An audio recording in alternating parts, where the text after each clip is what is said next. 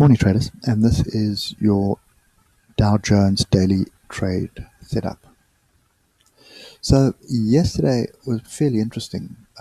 With all the political noise running around Huawei, the Nasdaq tanked 1.5% or 1.6%, but the Dow didn't really follow suit.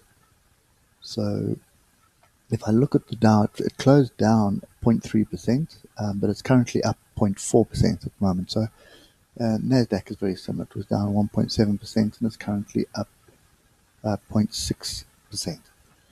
So clearly there are buyers stepping in here, and the political noise is not really sort of influencing their perception of value right now. So their perception of value is that we are at a cheap price and they are accumulating. Okay, that's basically what it boils down to. If we start moving down through the time frames to see what we have here. So yeah, we had the gap down, we had the rally, and then you can see how the buyer stepped in here off the 4 hour there. Oh, sorry, we ignore that comment. That was last week. This is the one we're looking at here. So you can see the buyer stepped in, and we had sellers and sellers as well. So that's two indecision bars. Okay, now I'm going to put a level there because that's two range bars, inside bar. Okay, and then we've got a confirmation bar, and then we've got a break of this range. So that's kind of sort of a little view that I have at this stage. Is this move up? This is consolidation, looking like a second move to the upside. And let's just get a channel going here. Okay. Okay, there's our channel, and we kind of are at the top of the channel at the moment. I just want to see from today's perspective. So we've broken through today. We are at a 200 moving average. We do have a bit of diversions here, and lo and behold, oscillators are grouped to the upside. So not looking for a long here. I suspect this is top of channel, so we may just get this the gap close, or at least a retest of the break, which is 25,750. This pattern that you see here, this low, higher low there, that's a double bottom in my eyes. Okay, and it is a fairly significant double bottom because that is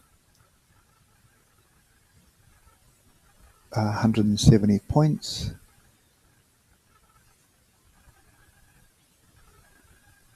Which would take us back into this area here, which, as you can see, is a broader range. Okay, so that's kind of what I'm seeing at the moment. I'd like to see a pullback.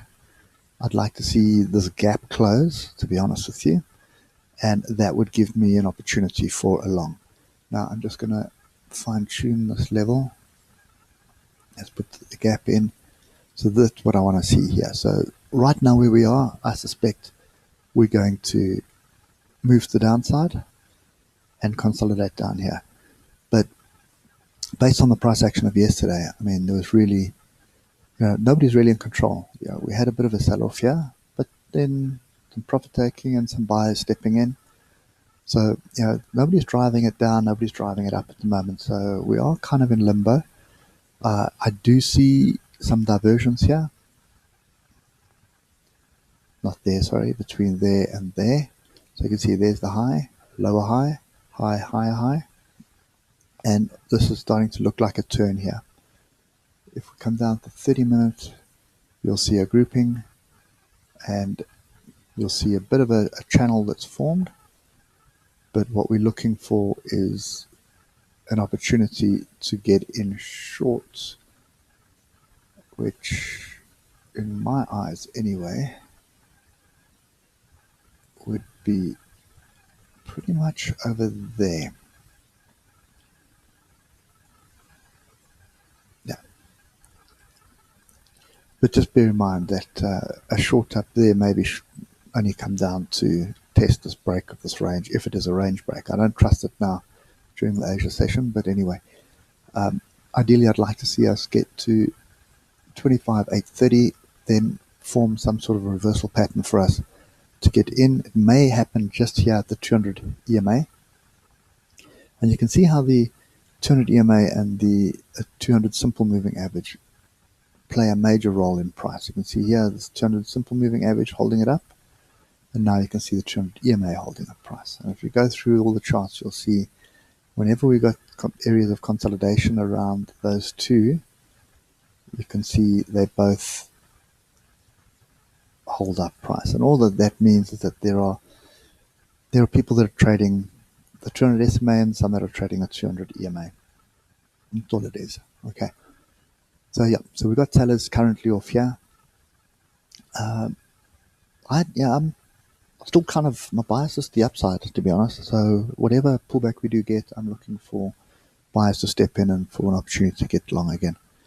So not going to go long at this level. Would be tempted for a short scalp if it stays up here for the European Open, and then my stop is going to be above the next fractal.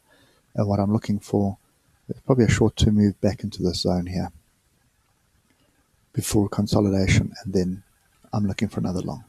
Okay, so I'm looking for a long entry. I'd like to see it at the gap close or even somewhere at one of these tails here, and that would give me a long entry. Okay, but until then, it's going to be sit and wait and see what happens.